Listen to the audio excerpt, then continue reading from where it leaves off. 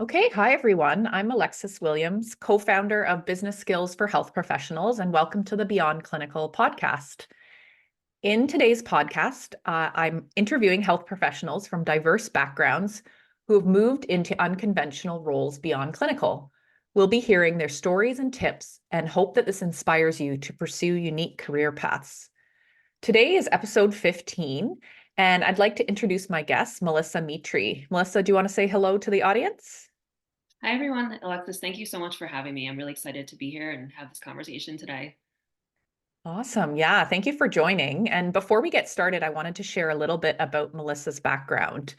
And Melissa's actually our first guest who I think you're kind of like more of an entrepreneur and a freelancer. So I'm excited to hear about your background. So I'll just share a little bit about it and then we'll jump into the questions. So Melissa is a registered dietitian-nutritionist, a weight loss specialist, and expert health writer with over 18 years experience in the health and wellness industry. She is a private practice dietitian helping women achieve sustainable weight loss and is a freelance writer for dietitians and wellness brands and serves as a mentor to aspiring dietitian freelance writers. Melissa helps translate complicated scientific research into easy to understand terms for the consumer. She's written for various publications and websites such as Everyday Health, Health Canal, Nature Made, and Garden of Life, and is regularly featured in large media outlets such as Forbes, Health, Eating Well, Very Well Health, and more. Throughout her dietetics career, Melissa has been employed in various roles, including inpatient and outpatient clinical, long-term care, food service, and clinical management, corporate wellness, and more. She has also volunteered for the Connecticut Academy of Nutrition and Dietetics and has served as membership chair, public policy chair, and past president. Melissa believes everyone has the power to improve their health, one small habit at a time. So I'm super excited to have you. Yeah, I'd love to kind of hear. My first question is always kind of a fun one. I'd love to hear if there's any favorite health and wellness trends that you enjoy at the moment. Yeah, great question. So I wouldn't say this is like a trend. This is kind of more of a long-term trend, but I'm a huge fan of morning routines. So Mm, really establishing some sort of routine first thing in the morning, even if it's just for 10 minutes. I listen to a lot of podcasts myself, including yours, and a lot of the other podcasts I listen to are very focused on self-care and kind of just setting your day up for success. And I think as healthcare professionals, especially, sometimes we don't always practice what we preach, and I think that establishing a morning routine, in a way that feels good to you. Like for example, my morning routine usually involves some sort of gratitude journal or practice and some sort of physical activity. So that may be mhm. 10 minutes, it might be 30 minutes, depending on how much time I have. But if you can get in at least 10 minutes, it really sets you up for your day, for your work day, for being more focused, having more energy, and just feeling like you have more to give in your Mhm. job versus waking up, kind of already feeling rushed. So Yeah. enjoy that. I 100% agree with you there. I found with like the time change because we do daylight savings time here in Canada, I got out of it for a few weeks. It was just harder to get up early, and I really noticed a difference in, not getting up before my kids and not taking even like that little bit of time to kind of get grounded before the day starts. I like to kind of think of it as like a toolbox. There's like probably five things I could do, and I can't do them all. Mhm. Journaling, meditating, listening to something, going for a walk, and I just kind of like sometimes play it by ear and see what do I feel like the most from that toolbox. So yeah, I love that one. Yes, Awesome. exactly. Really. Can you tell us a little bit about your career journey? Yeah, sure. So I've been a registered dietitian for about 18 years now, and I've worked, as you said in my bio, I've worked in a lot of different areas Hmm. that kind of led to where I am today. But I started out, like many of us, in clinical nutrition, and so I had my bachelor's degree at University of Connecticut, and after graduating, going through my internship. I started working at a large teaching hospital as a sort of general inpatient dietitian. And then I worked in clinical in a hospital setting for about 8 years. And then throughout my career, I worked in long-term care. I worked in clinical food service management. So after having sort of a base of clinical knowledge, I moved on to management, which was really a great experience. I think it's helped me a Mm. lot where I am today, even if it's not something I wanted to do necessarily long term. Um, so I've kind of worked in the whole gamut of like different types of clinical positions. As I started working longer in clinical, I started working more in the weight loss, weight management space, working more towards the outpatient setting, and I really enjoyed that more in terms of clinical positions. And so that and working with weight management and bariatrics also in the hospital setting kind of led me eventually to pursue private practice and to be able to kind of work with clients in the way that worked best for me. um, Mm-hmm. so that sort of um, spearheaded me starting my practice. But I think that I had, even though I knew that I didn't want to do clinical forever, I still feel like it taught me a lot. And Mm-hmm. um, there was a lot of interesting parts to what I was doing. But eventually I sort of felt unfulfilled. I felt that, Mm-hmm. there wasn't any room to grow in the positions that I was in. And I felt like I wanted something more. And so I think that's, probably how a lot of, the people that are coming to you looking for help are Mm-hmm. feeling, whether whatever it is that they want to do, whether they know or not. A lot of times they probably feel unfulfilled, and I think that's a really good sign that it's time for a change. And figuring Mm-hmm. out what that change should be is really the most helpful thing you can do. So I started at when I started my private practice or started pursuing it, it was right after I had my first son. So I have two boys; they're 6 and 8 years old now. And so I had felt that it was a good time because I wanted more flexibility with my schedule. And so that was kind of my push to start when I did. In hindsight, I wish I started sooner. I wish I Mm-hmm. made a switch sooner. But hindsight's 2020. I think it's never too late. Mm-hmm. And so I started my private practice first, and I did that in weight loss, weight management for about a year before I started pursuing um, other areas of entrepreneurial, ventures. So freelance writing is the biggest one. So I've grown my freelance writing career over the past 4+ years to where I am now, and I still maintain a small private practice. Over Mm. time, my business has sort of shifted from less private practice and a lot more writing because I Okay. found that I just enjoy that a lot more. Mm. But I still maintain the small private practice because I feel like working with clients still simultaneously helps me to be a better writer. Mm. It helps me to relate more with people and really kind of keep on the up and up on the types of questions that consumers have and the things that people are struggling with. So I think it kind of helps on both ends. It helps on my client end where I'm writing about, digging deep into topics and I'm able to help them. And then also on the other end where I'm working, my client work helps with my writing. So. Yeah, that makes a ton of sense. I think I feel the same way when I'm not engaging with clients, whether it be in like the career coaching, and I also do a little bit of private practice still. I do find it Mhm. hard to come up with things to write about. Like I just feel like I don't have that inspiration as much. So I completely agree that keeping a little bit of that going is really helpful for writing and just kind of hearing what people are going through in their everyday lives can be a good source of inspiration. Another thing you said that I thought was interesting was like your experience doing the food service management and kind of having like some leadership. Did you find that kind of helped you with getting into entrepreneurship, like that kind of business experience that you had there? Mhm. Definitely. I think that that particular position, I had that position for about 2.5 years. So I was both dual, like food service and clinical manager, which was a challenging position. But Hmm. I feel like, yeah, I learned so much from, business skills, marketing skills, negotiation, people skills was huge, Hmm. managing people and understanding what people want, how they work, what they're looking for. I think that that helped a lot, and I didn't realize it that much at the time.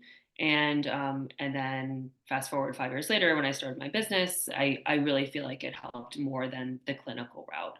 Mm. So Yes, definitely. Even if it wasn't, or isn't something you want to do forever, I definitely think management, even if you do it for at least a year, can be super helpful for a lot of those types of positions. Yeah, I could see that. That's awesome. Yeah, and that kind of goes nicely into the next question about those transferable skills. What are the ones you found have kind of followed you throughout your career? Mhm. Yeah, so as I mentioned, people skills is definitely one of them. Having good people skills, being able to sort of relate to people and have that sort of empathy and understanding.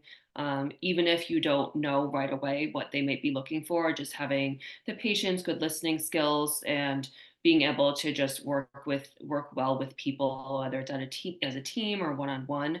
I think are skills that can help you with any type of job. So again, like as when I was a manager, I had to really, had to have some tough conversations with employees, and you kind of have situations that could be challenging, but then have helped me in the long term. And then also just having the skills to, again, have that understanding whether you're working with clients, you're working with employees or colleagues, and really be able to have that ability to see things from their perspective, because we all Mm-hmm. work differently. We all come from different backgrounds. And so, even if you do work on your own, you don't want to work in a silo. I think that you Mm-hmm. always having those people skills is always important. For myself now, I work mostly as a solo entrepreneur, but then I work with clients. I work with my writing clients that I need to be Mm-hmm. able to work well with them, and also if I'm in like a conference setting or a group setting where I'm meeting with people, that's really important in any setting that you're in. Mm-hmm. Um, and again, the empathy. So the people skills, one of them, and having empathy. Again, that can be transferable for any type of job that you have. Just that understanding of where people are coming from, being willing to listen to them, I think is very important. From my end, the client perspective, working with one-on-one private practice clients, and then also working with my writing clients. A lot of my writing clients, they all have different guidelines Mm-hmm. and requirements, and they all work a little bit differently. So having that sort of understanding of, okay, like this is the company, this is what how they operate, and being flexible and open to those different guidelines is a skill that a lot of employers are looking for. Mm-hmm. Um, to really, I think that's super important. So, and then lastly is communication skills is huge. Mm-hmm. So kind of along the gamut of people skills, but communication skills in that, you are a good communicator, you respond back to people, that I always say it's better to over communicate rather than under. So, Mm-hmm. uh, if you have a question or you're not sure about something, an assignment or something that you're working on, it's always better to ask versus just assuming that you know the answer. Yeah. And then, because then it saves so much time in the long run, and it's really helping the person that you're working for by doing that. Yeah, for sure. Oh, yeah. You said a lot of things I loved there. Definitely the empathy one. I think one of the parallels I often make when I talk about leadership is, by having empathy, you really can put yourself in other people's shoes, and kind of think through in a variety of settings, whether it be like a writing client, you kind of think about, okay, what matters to them? What are their customer goals and things like that. And then in a one-on-one care setting, like same thing, you can kind of use that empathy to help think about, okay, what kind of problems does this individual have? What kind of things do they need help with? And just really flex that skill. I think it transfers really well across both ends of like clinical and then business in all different settings. The other one I was thinking about is just like you said, communication skills and how important. And I think health professionals get really good at that because we often have to do a lot of like all the different types of communication, writing, presentations, education. So, yeah, I think we're really well poised to excel there. So, I'm glad you mentioned those ones. Yes, definitely. No, thank you. Yeah, I think that being really consistent communication, and on my end too, like my writing clients, for example, I'm always checking in with them at the end of every week, making sure they have what they need, seeing if they need anything from me. And I think that consistency of maintaining that communication so that your employer, or, they know what to expect from you. And Hmm. of course, there's, you're not expected necessarily to respond to an email immediately. And that's not really what I'm referring to when it comes to communication, but just, if you do receive an email that maybe somebody's looking for a response, or they just want to know that you saw it, just sending them a quick response saying, thank you for this email. I will get back to you tomorrow with more detail. And that's all you really need to do, just to show that you value that Hmm. relationship, and that you will get, into it in more detail when you can. Yeah, absolutely. You talked a little bit about like communication skills and networking a little bit there, but can you talk a little bit more about your networking and kind of like how you approach networking? Mhm. Yeah, sure. So networking there's so many ways to go about it. A little bit about what I do and how I network on a regular basis. So especially since I'm a solopreneur, I need to outwardly do that more. Like I need to actively seek it out where it's not as easy, because I work from home and work on my own. So I really value staying connected. So a few ways that I do it on a regular basis. So, as far as online, so I always try to stay connected with other dietitians in my space, especially other dietitian writers. So, kind of more internally within our industry, staying connected through social media. Specifically, LinkedIn is probably the biggest place where I Mm. communicate and connect with other dietitians. I think it's just a great place to be, as a dietitian. And so, um, a few ways how I network with them. I might direct message, connect with them on LinkedIn, direct message them. Every time that I connect with someone on LinkedIn, I send them a direct message. I think in the past, a lot of times, you see these connections and you establish these connections, and then there's not really much ongoing communication there. Hmm. So really kind of taking that extra step to actually say, like, thank you for connecting with me. Or if you connect with them on LinkedIn, letting them Hmm. know who you are, just a brief message, so that you're taking that extra step to really have that real connection. Hmm. And then once we're connected, commenting on their posts, trying to, stay regularly. It doesn't have to be on a necessarily a daily basis, but even once or twice a week, setting aside a little bit of time to comment on their posts on LinkedIn and also on Instagram. Those are kind of the two biggest places where I would spend online. There's also Facebook groups. I know you have a Facebook group that's super helpful, and so that's another great way I think to connect with colleagues is through groups like that. Yeah. So yeah, I think just commenting on a post, showing support, answering questions. So every time I go on a Facebook group, in particular, to if I have a question, the first thing I'll do before I ask my question is I'll respond to somebody else's question first, just so Mm. it's kind of like, coming from both sides. It's that two-way Yeah. communication. So for anyone that is active in that groups, I think that's a great way where you can kind of give back and show your expertise too. Hmm. So those are some of, the sort of the online ways, and I'm happy to talk more about the other ways as well.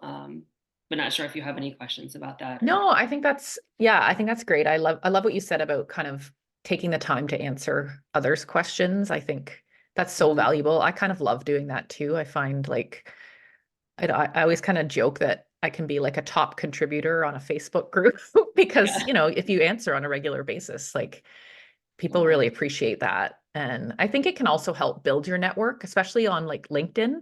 I've Mhm. found that engaging with other people that are working in a similar space just lets other people see you, look at your profile, connect with you.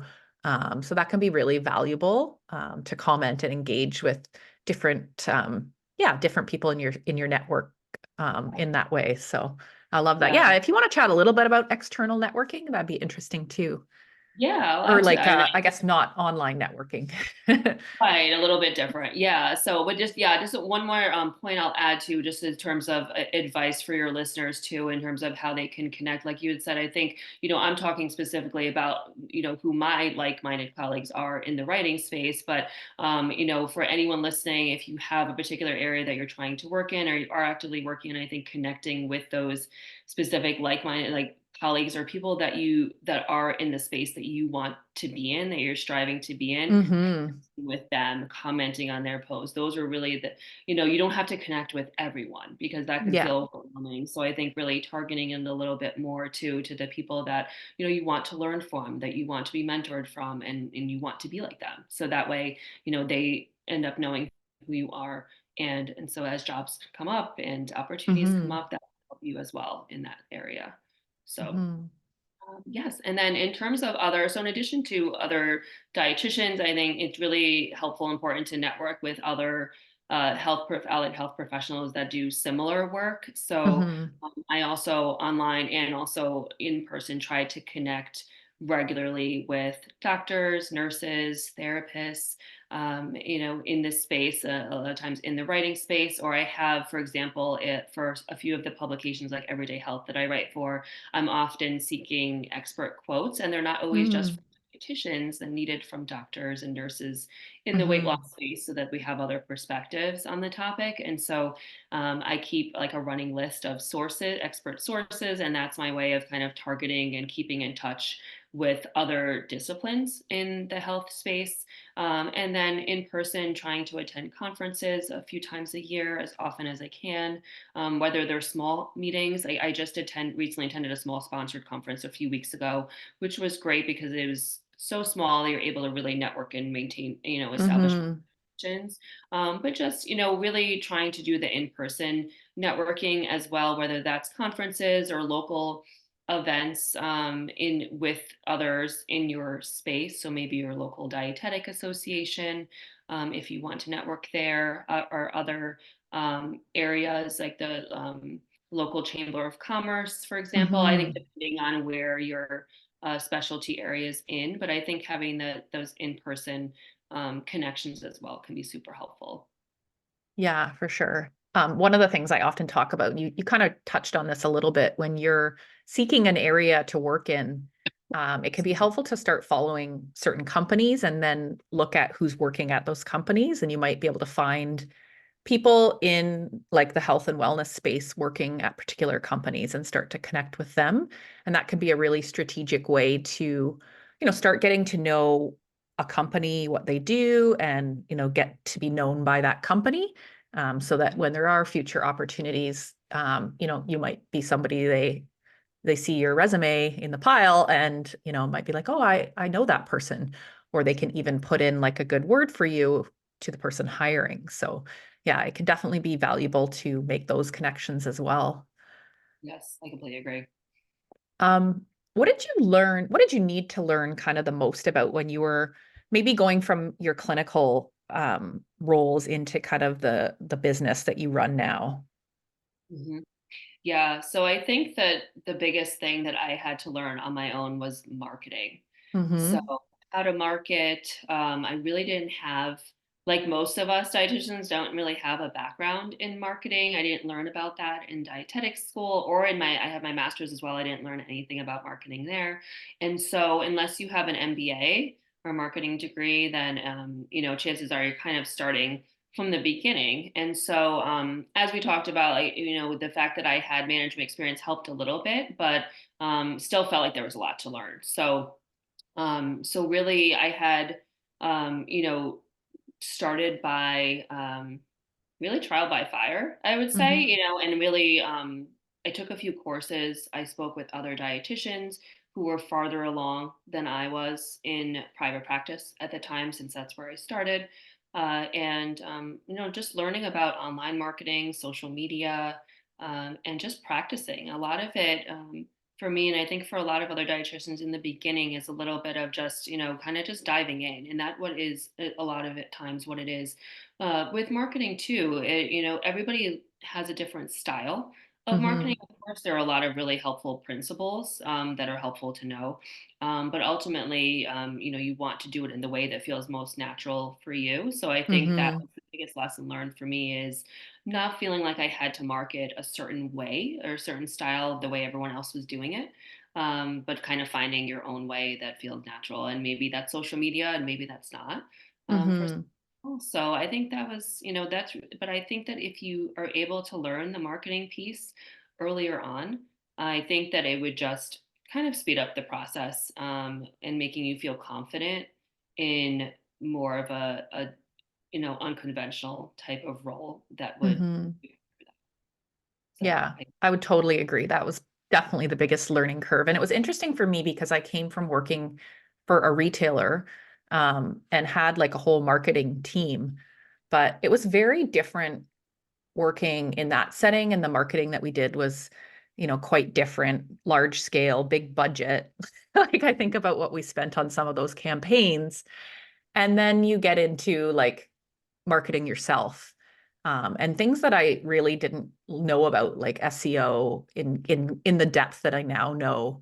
Even things like how to run a podcast, posting on social. Yeah, I think that is so valuable to start early. And I often recommend that to anyone that, even if you're working a full-time job and if you have any capacity to have like a side hustle. I think it's really valuable to have it be something that's kind of like marketing oriented, where you can start to learn and grow some of those skills early on in your career because they're so invaluable. yes, absolutely. I completely agree. It really applies to so many, even if you were doing a clinical role, I feel like it really just helps with your confidence. Again, the people skills, like knowing how, if you're working with clients, knowing how to market to get them to want to come back to see you again. Hmm. If you're working for an employer, or you're working for yourself. I feel like it can be so Yeah. helpful for confidence and for navigating those conversations, Yeah. more in an easier way. So, and then just a quick aside in terms of marketing in general too. I think specifically to marketing and sort of communication, what I wanted to mention is that, another thing that I learned, it felt like I didn't know initially, was how to talk to our audience in a consumer friendly way too. Mm. So I think that because we all have a scientific background and a more research background, that whether that's presenting or writing or conversations that with people that are not dietitians, kind of breaking things down into layman's terms, I think is something that, I had to learn too. And now Hmm. I know well, over time. But initially, I think that, that was a skill that needed developing. Hmm. So really something I think that's important to keep in mind too, really helpful to be able to break down that research, because the average consumer, really doesn't know that much about nutrition. And Yeah, for so sure. it's easy to forget that, and that can be really helpful, a really good skill to have. Absolutely. And it also transfers really well into when if you're working in a company Mhm. and you are trying to get buy-in from like non-health people, which I spent a Mm. lot of time like trying to talk to different executives and they have very little time. They want you to get to the point. And on occasion, like especially in the early days, I would have like a lot of information as to why, but they didn't actually really care. They just really wanted like the executive summary. So Right, just like bottom it, line, key yeah, points. what's the bottom line? So I think that is a really good skill to hone here as well, to kind of like be concise, Yes. kind of think about those key messages, and that can work really well with like any media work that you might Yes. be doing and that kind of thing. So yeah, that's a Yep. good one. Yeah. What do you love most about what you do now? Yeah, well, I would say the biggest thing is that I'm my own boss and I can create my own schedule. Mm, So I think that is, huge for me personally, because I have young kids and I'm able to kind of call the shots. And being able to say yes or no to different opportunities that I feel, whether they align or don't align with my goals. I don't have to always accept them. So I think having that flexibility, is really helpful. hmm. But I also love that I'm doing something different every day. So, I'm utilizing my skills. I feel like I'm using my clinical background, my writing skills, my communication skills really well in a way that I can be more creative. And with writing, I'm always learning. So Hmm. whether you are writing or communicating in a different manner, like through presentations, as another example, you're forced to sort of dig deep into that topic. So Hmm. whether you're doing this as an entrepreneur, or this is, or you're in, say, a corporate wellness job where you are doing presentations regularly, it forces you to really dig deep into those topics, and you learn so much by doing that. Hmm. And we kind of just get to put on my nerd hat and nerd out on the science, and I think it's really fun and a way Hmm. to challenge yourself. Hmm. Yeah, I like how you do quite a number of different things. And I think that is really important these days, especially if you're working in like the traditional dietitian entrepreneur channels to have like more than one stream. I think it helps prevent burnout too, like to have some variety in your day. And I definitely feel that like I did at one point counsel for 40 hours a week in an outpatient setting, and I lasted a year. It was very, very hard to do that, like 8 hours a day. But when you mix in things like writing, I think you mentioned you do a bit of mentorship, media stuff, like it does kind of create a good balance of energy. Yes, I completely agree. I think it's a perfect blend because you have the mix of the working one-on-one with clients, but I see like a handful of clients every week. So it's a Hmm. nice mix of having that and sort of using my, fitting into more of my introvert side too of the writing, and yeah, working with other dietitians who want to be writers and mentoring them as well. It's a really nice mix. Like that's sort of my way of giving back and teaching Hmm. others about how I got to where I am now, and then also be able to do that every day and be the Hmm. writer and do that. I think it's a really nice blend of things. So I agree. I think that it's really smart to have those different skills, and because you are even more marketable too. I think even for Hmm. seeking job opportunities, that you have these various skills and show that you have that flexibility and you have these different things that you know and understand how to do. And yeah, Yeah. it's less burnout. It's more fun. You know, Hmm. it's boredom. I think that, what's great about our field is there are so many different types of opportunities. So, there's so many areas you can work in. What you decide to do now, you could always change your mind a few years Hmm. from now. So, you just kind of take it one step at a time. Absolutely. Yeah. I love that. Is there anything you're working on kind of in your own development right now? Yeah. So one area I'm starting to pursue over the past few months is building more brand connections and partnerships. So like I had mentioned, like the bulk of my work that I do is in freelance writing for various outlets and for brands, but not in the way of sort of sponsored work. So there's a lot of Hmm. different ways where you can work with food and supplement brands, like doing sponsored media posts, social media posts, TV segments, Hmm. sponsored webinars. There's a lot of different areas of opportunity where you can partner with brands that you love. Hmm. So, for example, if there's, a specific food brand or supplement company that you really like and you use every day, kind of reaching out to those companies and, offering to partner with them in various ways. So that's what I'm working on right now is really, I'm starting to start those connections. I had a few calls with brands for potential opportunities. Starting that process is another, I think, income stream that I Hmm. eventually would love to have, and a lot of dietitians have success with that. Yeah, that's a good one. There's so much opportunity, I think, in that space too. And you're right. Like if you're already loving and using things on a daily basis, it kind of feels more natural to do Yes, that. exactly, and Yeah. it makes sense. It's like, why not try to partner with them? You talk about them. Sometimes you might post about them on social media, Yeah. anyways, and share with Yeah, others. So if those opportunities come up, then why not? for sure. So this one kind of gets you to think back to when you started out as a dietitian. Is there anything that you wish you could tell yourself, like your early career self? Mhm. Yeah. So I would say I would say the biggest thing is don't feel like you have to stay in a job that you're not really passionate about. Like if you're in Hmm. a position that maybe you don't necessarily hate it or dislike it, but you're just feeling unfulfilled, and that it just doesn't feel like a good fit anymore. You don't have to stay in that position forever just because it feels safe. I think that a lot of us, stay stuck in a Hmm. particular job because you get in that comfort zone Hmm. and you have that consistent income, and it feels scary to change.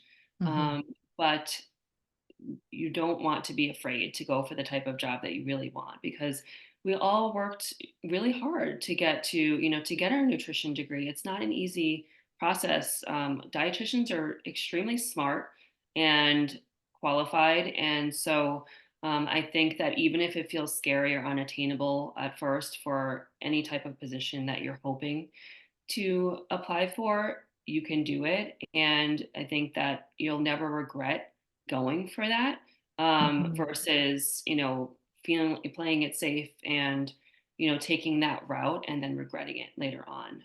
You Mhm. know that there's no harm in trying, because if you are consistent and persistent, then you will find the job that you're looking for. I truly believe Mhm. that. And I've seen that myself. I've seen that in a lot of other dietitians that I know, because like I had said, I wish I had started my, what I'm doing what I'm doing now sooner. But I did get into that comfort zone. I did get into that, Mhm. doing clinical for over 10 years, but I just didn't know, I think, where to go. I didn't know how to Mhm. start. And I think that's probably a big challenge for most people that are in Mhm. that position. And so I think just knowing that there's resources and mentors out there like yourself that can help people that are looking for that change. Maybe they don't know what that change Mhm. is. They just know that they're not happy where they are. And so Mhm. I think if people know that there's someone they can turn to and there's those resources out there, it can give them more confidence and know that other people have done this. They're on the other side, and it's okay. So Yeah. that would be my biggest piece of advice, to not stay in that comfort zone. Yeah, I think that's fantastic advice. I love it. And I think even on my own career too, like I was really fortunate enough to have my last placement of my internship be with an entrepreneur. And I think that really just kind of like gave me that view of like, oh, you should always have an entrepreneur gig on the side. And I did have it for the first bit of my career, and I gave it up when I got into a management position. And I kind of look back too and think, oh, why did I do that? Like, and then I had to kind of restart again. But I think you're right. Like, say yes to those opportunities, put yourself out there. Ask, like there's no harm in asking, do you have a writer for your magazine? Do you have someone working on this for you? Like there's so many opportunities that can come your way when you just like ask the question. Yes, exactly. And I think also, like, not being afraid to make mistakes too, and Hmm. that a longer journey in anything that you're pursuing, not that comes with the territory. That's how we learn, is Yeah. by making mistakes, and we all do it. And I think just knowing and expecting that that will happen at some point is, and can make you feel more confident to take that step, in knowing that it's okay if you maybe sent an email that didn't sound perfect, or you didn't get a response from someone right away. All of these things can happen, and it doesn't mean that you're not qualified, that you shouldn't keep pursuing what you really want to pursue. Oh, for sure. Yeah, that's great.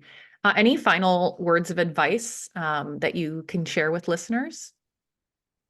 Yeah, I would just say, first steps, if you are looking to change your career path and try something new, you're at that point, or you're getting to that point.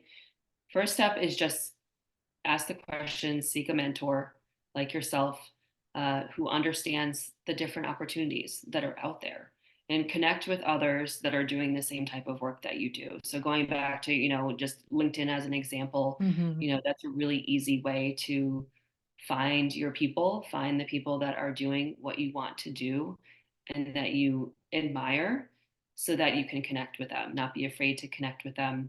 Those are the people that you want to know and learn from, so that you can learn, how did they get to where they are now? What did they do? So that you can have that inspiration and confidence to take that step. And then once you connect with all of those people, find the mentor, find a mentor that you Hmm. can directly work with, because that is what is going to save you so much time and Hmm. energy. I think that, from what I've seen in my experience too, and I think this applies not just to being an entrepreneur, but in any type of position that you're looking for, is we have a lot of these Facebook groups and, areas where you can connect in a group setting and ask questions, but you're getting so many different opinions in a lot of those groups. And I think having that one-on-one coaching Mm-hmm. is valuable because you're able to dig deeper into your personal situation, what you're looking for, because everyone is different. A lot of times you're Mm-hmm. seeing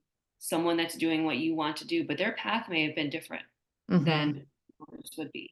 Their situation may be different than yours would be. So I think having that one-on-one conversation, putting it all on the table with one person is the best thing that you can do, because it's saving you all of that time and energy on getting all of these different opinions um, from various people, because they have different paths. They're all trying to help you, but it's the most helpful when you have that one-on-one. I remember when I first started in private practice, I had asked so many questions in Facebook groups, and it was helpful at first, but then I started feeling really overwhelmed at which Mm-hmm. path to take, whether I should take insurance or not, and just all of these common questions that come up. So that would be my biggest piece of advice. Connect with like-minded colleagues that do what you want to do, and then seek out a mentor that can help you kind of, just dig deeper and guide you. I 100% agree. And I had to go a similar route with marketing for me because I just felt like I was getting so confused and overwhelmed with all the marketing Mhm. opportunities and also knowing like your strengths and weaknesses. Because for me, like I'm not good with visuals at all. Like, Yeah, that's not my and thing I had either. to So get help with like design, and just some of those things that I just couldn't hack at it myself. And I think that can be valuable, to put some of that money aside from some of your early income to kind of grow your business in different ways can be really valuable. And look for the areas where you struggle the most to outsource, can also be helpful. That's great. Yeah. Awesome. Well, thank you so much. I'll just do a little wrap up, but yeah, I hope everyone enjoyed hearing from Melissa today and you're feeling inspired. If you want to engage more with the Business Skills for Health Professionals community, you can search the groups on Facebook or LinkedIn. I'll put those in the show notes. I have two exciting programs to help you as a health professional if you're looking at making a career transition to something new. I have the Beyond Clinical Career Transition program, and that is more of like a one-on-one coaching program for those trying to break into a new career. And then my other program that we just launched is a community network and membership for those who are working in non-traditional roles, and want to be connected to other people. Both of them include my courses to help you become more business savvy. So definitely check those out in the show notes. And yeah, thank you so much. Anything else you want to add before we sign off? Yeah, I would just say kind of final words of wisdom. The best thing you can do with pursuing your dream job is just start a conversation about it. I think when you kind of Hmm. put it out there in the world and don't just have it in your own head, it kind of Yes. makes that dream real. And then it gives you that initial push to start it Yeah, and pursue I that agree. dream. So that would be kind of my final words of wisdom to everyone that's listening. Yeah. Do you want to share where anyone can find you? Yeah, absolutely. So I am most active on LinkedIn, so you can find me on there, Melissa Mitri, and then I have my website, melissamitri.com. You can contact me there. I had mentioned I do freelance writing mentorship. So if you are a freelance writer, whether Hmm. it's side hustle or want to become a full-time freelance writer, because there are a lot of opportunities there as well. I do mentoring, so you can just reach out to me via my website or on LinkedIn, and I would love to connect with all of you. Great. Yeah, I'll put those links in the show notes as well. So thank you very much. And I hope everyone has a great rest of their day, and we'll talk to you soon. Bye.